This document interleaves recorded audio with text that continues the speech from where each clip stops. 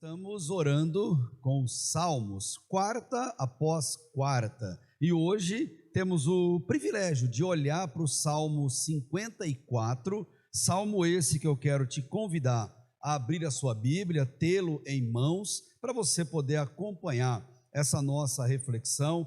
É um salmo curto, mas muito profundo em conteúdo, demais até, e fala de maneira muito especial ao nosso coração. O Salmo 54 nos convoca a termos coragem.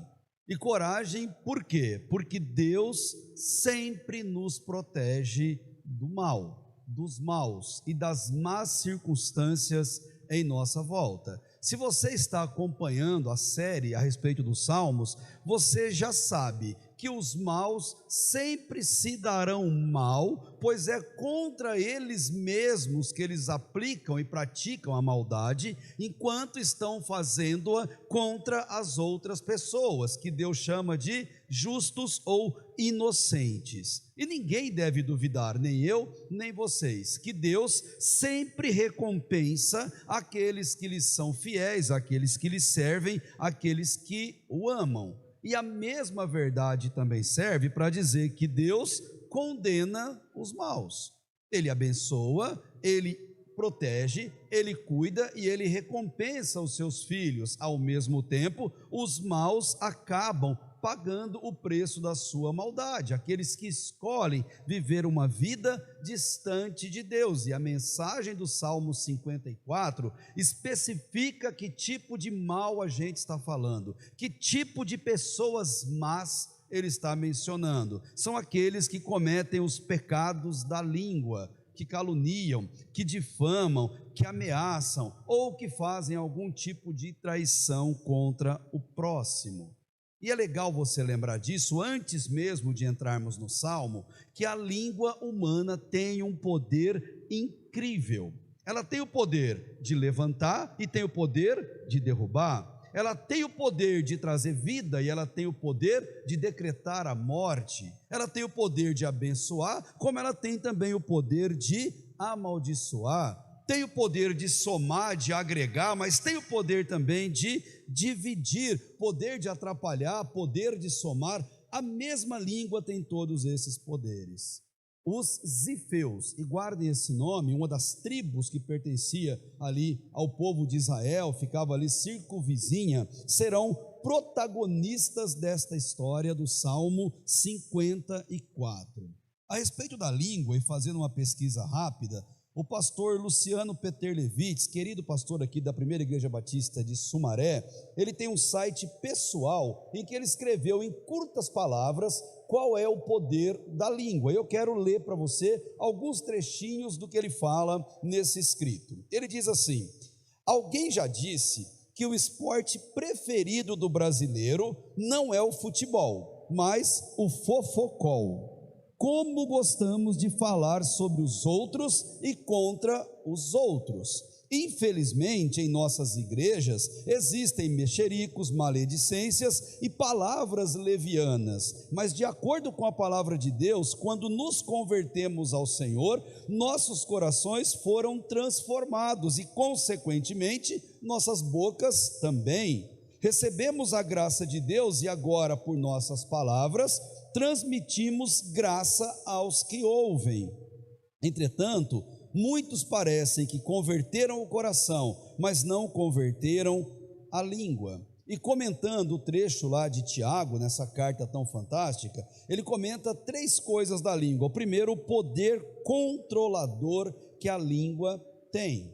E nós sabemos que isso é fato, porque a palavra de Deus, ela não esconde essa verdade. Tanto que Tiago vai dizer que aquele que não tropeça no falar, esse homem é perfeito e capaz de refrear também o corpo inteiro. E ali no texto de Tiago ele faz uma comparação da língua, comentando a respeito dos cavalos e dos navios. Os cavalos são muito mais fortes do que os homens, mas um homem fraco consegue controlar um cavalo forte, basta ter um freio na boca daquele animal, e ele faz o que ele quer com esse animal. Os navios são muito maiores que uma pessoa, gigantescos, Porém, os navios são controlados por um único timoneiro que consegue fazer esse controle por meio do leme daquela grande embarcação.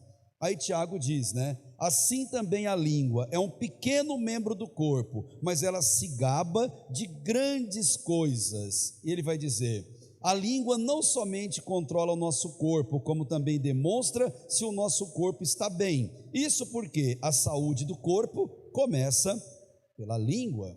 Ela tem um poder controlador, mas ela tem um poder destruidor, e é o mesmo poder destruidor que veremos aqui no Salmo 54.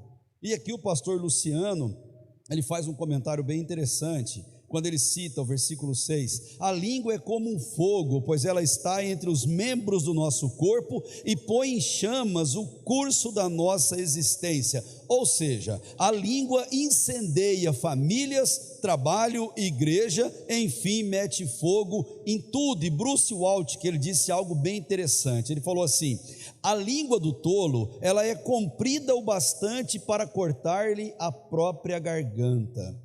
Ou como dizemos nos quartéis, a língua do tolo é o chicote das suas nádegas. E é fato que é isso que acontece com aqueles que usam mal a língua.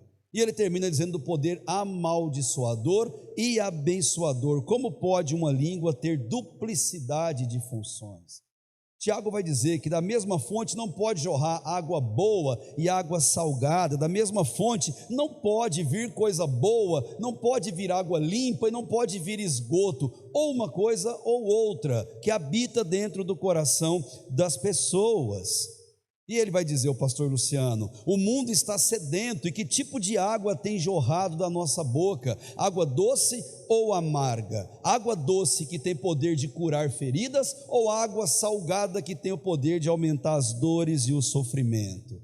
O que tem saído das nossas bocas? E ele termina dizendo assim: tudo que falamos deve ser em nome de Jesus.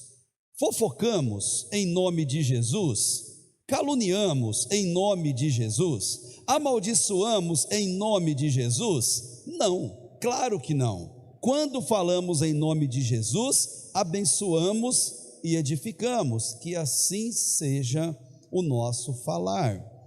Quem passava por problemas com a língua dos outros era Davi, o autor do Salmo 54, mas nesse momento que ele faz esse salmo, que ele escreve, ele não era ainda rei de Israel. Ele estava em processo e fugindo de Saul para tudo quanto é lado. O cenário era um cenário terrível, o mesmo cenário do Salmo 52, aquele com Doeg, aquele chefe dos pastores de Saul, que não só dedurou Davi, como matou os sacerdotes que apoiaram Davi e mataram a fome dele. Doeg era um baita dedo duro, linguarudo, que só queria o mal de Davi.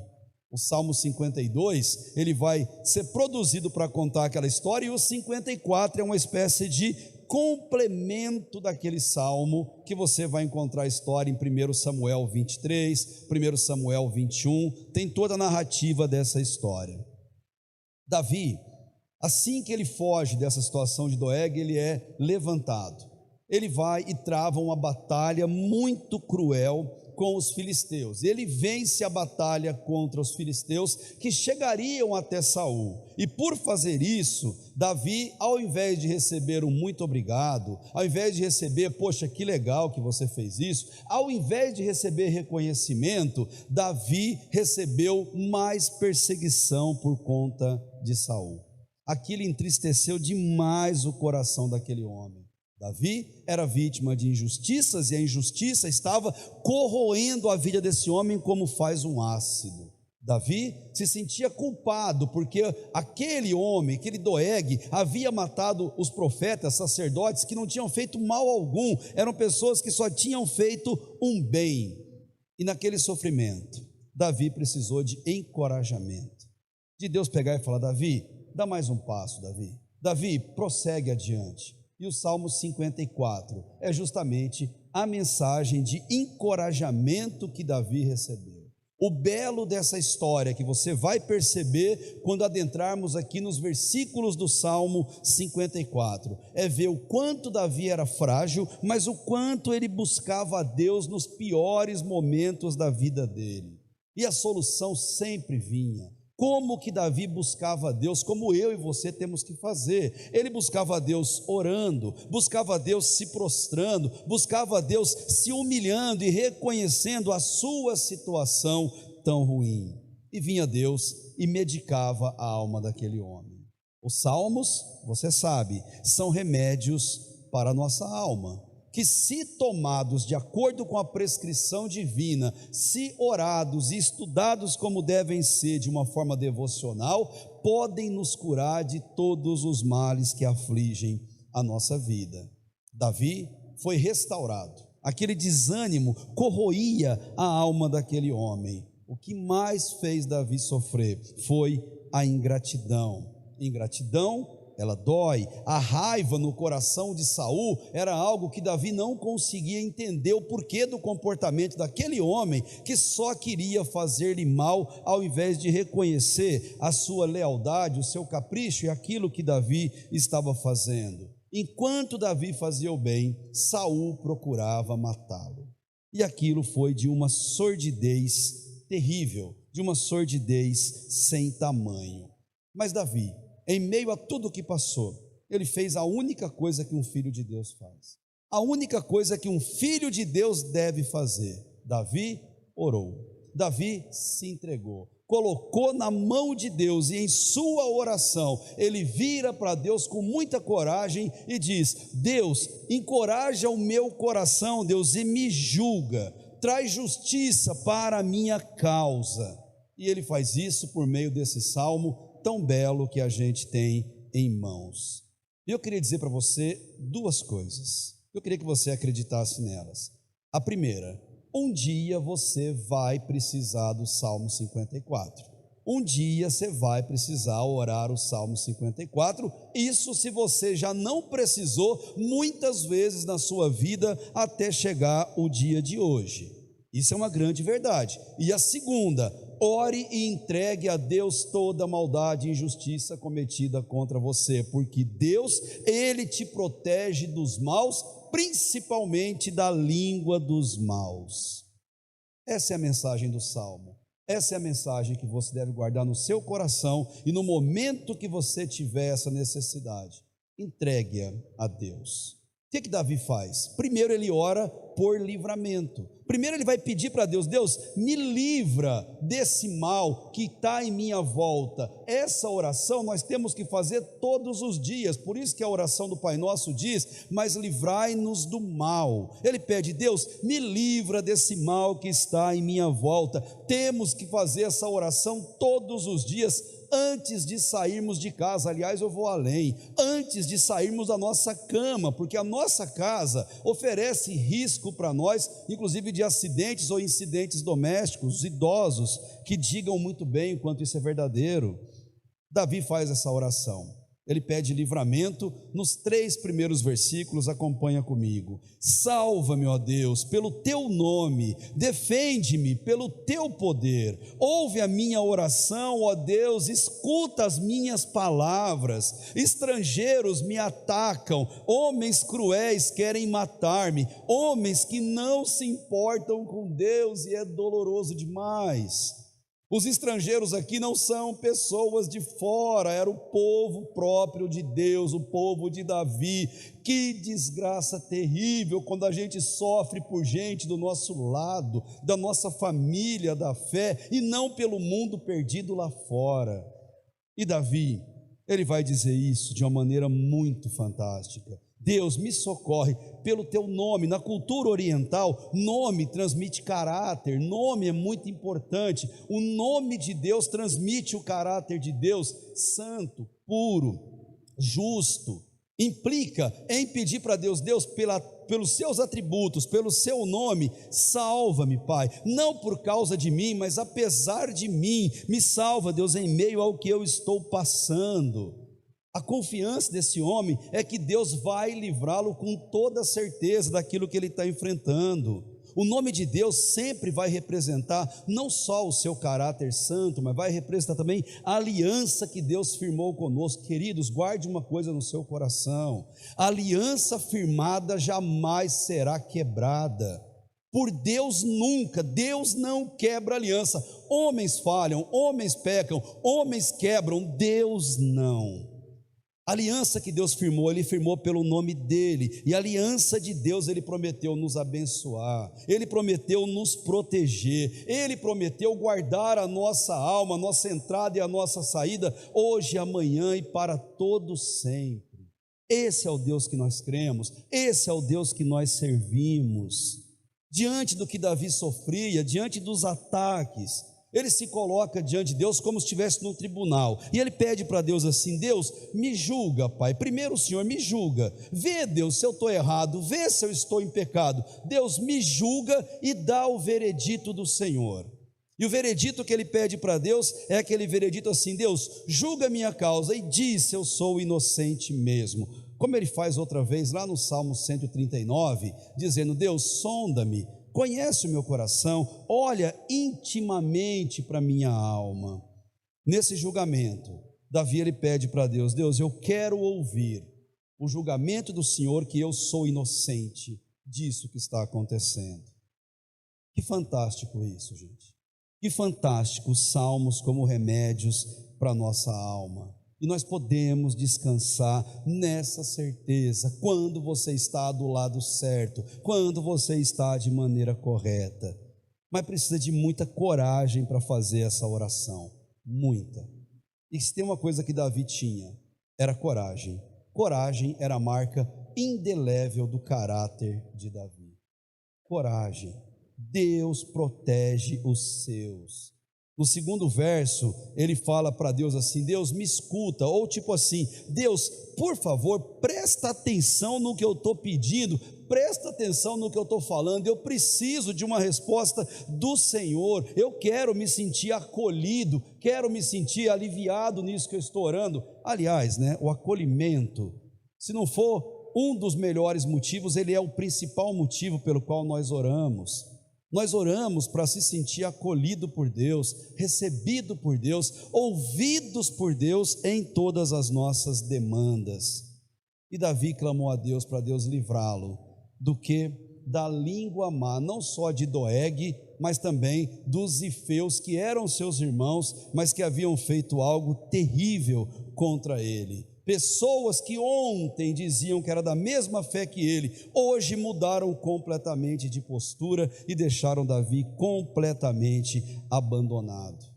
Davi se entristeceu, Davi se frustrou, porque a pior frustração, ela vem quando nós colocamos expectativas em pessoas e nós pagamos o preço por isso. Aliás, gente, nós somos humanos, seres humanos colocam expectativas sobre os outros, não dá para fugir disso. Nós não somos máquinas, somos humanos, filhos de Deus nessa terra. Mas aquele povo deixou os princípios de Deus para trás. Mas olha a diferença de Davi. Davi disse num outro salmo: tenho posto o Senhor continuamente diante de mim, ou à minha frente, por isso ele está à minha mão direita, escudo que ele usava, nunca vacilarei, portanto está alegre o meu coração e se regozija a minha glória, também a minha carne repousará segura. Muitos especialistas dizem que Davi, ele escreveu dentro do escudo dele esse verso, então ele ia para a guerra, ele ia vendo no escudo dele esse verso: tenho posto o Senhor diante de mim. Então, se Deus está na sua frente, do que você vai ter medo? O que Davi temia? Ele não temia nada, ele enfrentava, porque ele sabia que Deus estava à frente de todos os combates da sua vida. É profundo isso? É demais. Enquanto o Filho de Deus põe Deus à sua frente, os maus colocam o orgulho à frente. O orgulho não pavimenta a estrada até o céu, ele cava o buraco onde o próprio orgulhoso vai cair e afundar. Escolha servir e amar a Deus, escolha ouvir o que Deus está falando. É profundo? Demais. Por isso que o verso 3 termina com Selá. Para um pouquinho, reflete sobre isso. analisa direitinho, sonda o seu coração, faz uma pausa obrigatória e só depois você continua para o próximo versículo, como Davi vai fazer, orando. Ele pede livramento, agora ele tem expectativa que o livramento chegará. Ele tem certeza que Deus vai atender a oração. Por isso nós oramos, porque nós cremos que Deus responde às nossas orações. Senão a gente nem sequer oraria. Veja o que ele fez no versículo 4 e 5. Certamente Deus é o meu auxílio, é o Senhor que me sustém. Recaia o mal sobre os meus inimigos, extermina-os por tua fidelidade. Deus é soberano, Deus é onisciente, Ele sabe exatamente tudo o que acontece em nossa volta, tudo o que acontece conosco, nada escapa ao controle de Deus. Deus sabe o que você está passando, Deus sabe o que estão fazendo com você, Deus sabe exatamente tudo o que está em nossa volta, no nosso coração e fora dele. Deus tem o controle absoluto, então descanse na providência dele.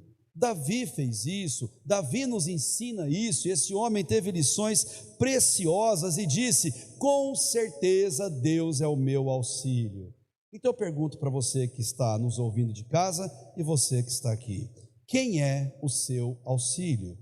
Deus é o seu auxílio? Declare isso, escreva isso, coloca na descrição aí do nosso canal, coloca no chat: Deus é o meu auxílio, ou melhor, com certeza Deus é o meu auxílio, aleluia. Deus é o meu auxílio, o que eu vou temer? Declare isso, se isso é uma verdade na sua vida. Declare isso para que todo mundo ouça quem é o auxílio da sua vida. Nada pode fazer mal a um filho de Deus, nada. A Raquel Novaes, ela tem uma canção que é muito interessante, que ela fala assim: confiar, entregar-me a ti, descansar e crer no teu agir. Tua palavra jamais falhará, tu és fiel e para sempre será. Mesmo quando os meus olhos não podem ver, sei que estás agindo em meu viver. E o refrão: eu confio em ti, eu descanso em ti, suas promessas se cumprirão. Eu espero em ti, eu me alegro em ti, os teus planos jamais se frustrarão. Tu és fiel. Esse é o Deus que nós cremos. Deus é justo e no momento certo Ele faz com que o mal recaia sobre quem o provocou. Não é vingança, não é desejar o mal, não é amaldiçoar ninguém, é simplesmente uma constatação óbvia e natural. Deus quer nos alertar. E quanto a nós? Elisha Hoffmann, ela é autora do hino 311 do Inário para o culto, do cantor cristão, no nosso Inário. E ela escreveu uma oração tão curtinha que virou esse hino 311. E ela diz assim na oração: sobre a cruz por meus pecados, quis Jesus por mim morrer. Em Jesus refugiado, nada tenho que temer. Eu vou repetir para você. Sobre a cruz por meus pecados, quis Jesus por mim morrer. Em Jesus refugiado, nada tenho que temer. E nada é nada mesmo. Você crê nisso? Você vive à sombra da cruz? Você vive de acordo com a graça e com a bondade de Deus sobre a sua vida? Davi sim. Tanto que ele vai encerrar essa oração fazendo aquilo que todo filho de Deus tem que fazer quando ora, que é ação de graças. Ele agradece a Deus, ele não lamenta, ele não resmunga, ele não critica. Davi agradece porque Deus tem o controle absoluto de tudo. Deus sabe tudo, e aqui Davi faz essa gratidão de uma forma muito bonita, versículo 6 e versículo 7, encerrando o salmo. Eu te oferecerei um sacrifício voluntário, louvarei o teu nome, ó Senhor, porque tu és bom, pois ele me livrou de todas as minhas angústias, e os meus olhos contemplaram a derrota dos meus inimigos. Louve a Deus, agradece a Deus. Agradece o controle de Deus, a bondade de Deus, a misericórdia dele sobre a sua vida. Deus não espera de nós dinheiro, não espera de nós sacrifícios humanos, animais. Deus só espera de nós um coração quebrantado. um coração contrito, um coração agradecido, porque ele jamais despreza alguém assim. Davi olhou para trás, ele reconheceu quanto Deus já tinha abençoado a vida dele. Deus abençoou Davi, Deus quer abençoar você também. Deus, nele você pode confiar. Tem uma frase de rede social que diz assim: ame a Deus do fundo do seu coração, porque creia que o amor de Deus sempre será correspondido. O amor seu por Deus sempre será correspondido por Ele. Então você pode amá-lo de todo o seu coração. E eu termino dizendo para você: diante das lutas, da maldade, tenha coragem para enfrentá-las. Você nunca vencerá sozinho, mas em Jesus, isso é maravilhoso. Nós já somos muito mais do que vencedores, pelo simples fato de nós temos a Ele a quem orar, e nós temos o privilégio de a Ele poder recorrer. Seja lá como for, seja lá pelo que for, Deus te protege dos maus. Creia nisso. Amém? Feche teus olhos, vamos orar, vamos agradecer a Deus por esse privilégio e também pedir a direção do Senhor sobre a nossa vida. É bom demais, Pai, viver na Tua presença. É bom demais, Deus, descansar no Senhor e confiar, ó Pai, que o Senhor tem o controle pleno e absoluto de todas as coisas na nossa vida. Sonda, Pai, o nosso coração, sonda, Deus, as intenções mais profundas, ó Deus, da nossa alma. Vê, Deus, se há em nós algum caminho mau, como o salmista vai ensinar no Salmo 139, e guia-nos, ó Deus, pelo caminho eterno. Livra-nos, ó Deus, das maldades, livra-nos do mal, Deus, que está em nossa volta, mas também, Pai, nos livra de sermos os praticantes do mal, os praticantes da maldade, Pai. Ronda e sonda o nosso coração, nos esclarecendo sempre, Pai, a respeito disso. Obrigado, Deus, por nos amar apesar de nós. Obrigado, Deus, por nos dar a sua palavra, Pai, como remédio para a nossa alma, como cuidado para cada uma das nossas vidas. Te louvo, ó Deus, pelo exemplo de Davi, pelos salmos que estão nas suas palavras, ó Deus, e que o Senhor, Pai, nos ensine cada vez mais como viver, Deus, na dignidade que o seu santo nome merece e espera de cada um de nós. Esse é o nosso desejo, Pai, e ao Senhor nós o entregamos e fazemos isso no nome de Jesus. Amém e amém.